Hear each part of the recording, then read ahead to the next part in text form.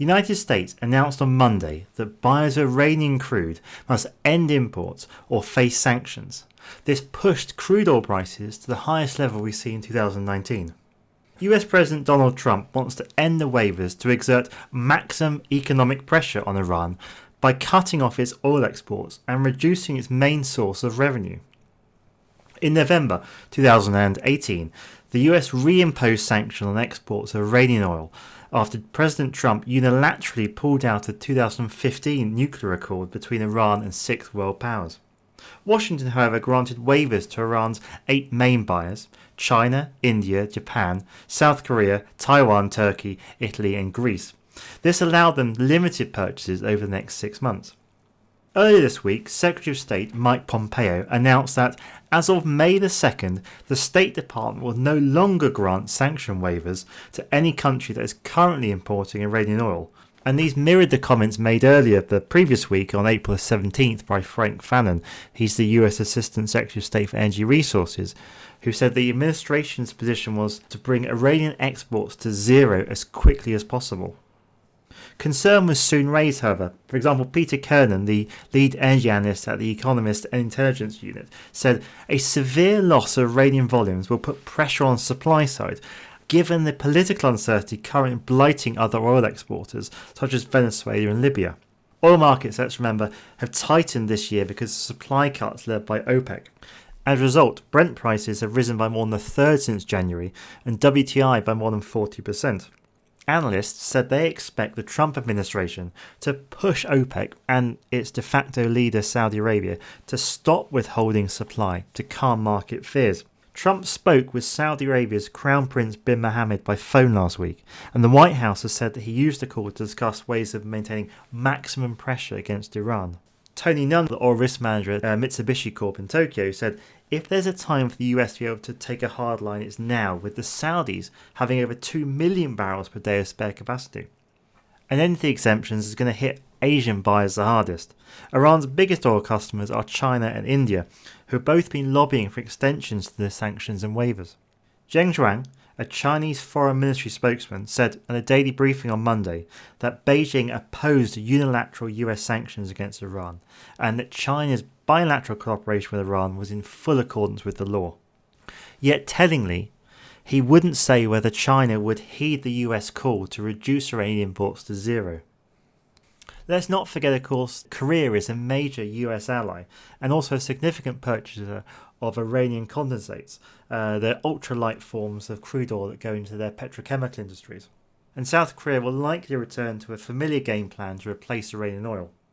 Last year, South Korea bought and tested 23 different types of condensate from as many 15 different countries as they explored possible replacements of Iranian oil. This wasn't cheap, however, and is estimated to have cost the government around $9 billion. Currently, certainly what they explored was that South Korea would look to take condensates from gas fields in Africa and Europe, and even look to pick up some obscure cargoes from Tunisia. This was in addition to supplies from Qatar, Saudi Arabia, the US and Australia. Unfortunately, South Korean splitters are designed to process condensates from Qatar and Iran, which are low in sulfur and produce no residue. Changing feedstocks therefore has a significant impact both on yields and downstream costs. Japan, of course, is another close US ally in Asia, and it's also traditionally been a large buyer of Iranian oil. The government declined to comment, but Takayumi Nagami, chief economist at Japan Oil, Gas and Metals National Corporation, said the end of sanctions was not a good policy for Trump. Nagami said he expected oil prices to rise further because of US sanctions and OPEC-led cuts. Prior to the reimposition of sanctions, Iran was the fourth largest producer amongst OPEC, at almost 3 million barrels per day, but April exports have shrunk well below 1 million barrels according to latest shipping data.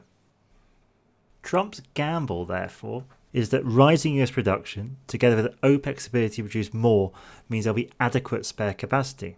Indeed, as already said, Saudi Arabia is producing below 10 million barrels per day, but officials say it could pump more than 1 million to 2 million barrels on top of this. Some, however, have raised concerns that the US Energy Department's assessment is giving the Trump administration false sense of security. It's important to remember that Saudi Arabia hasn't forgotten Trump's earlier interventions last year, and the government Riyadh will have to tread carefully with its OPEC peers and allies outside the cartel.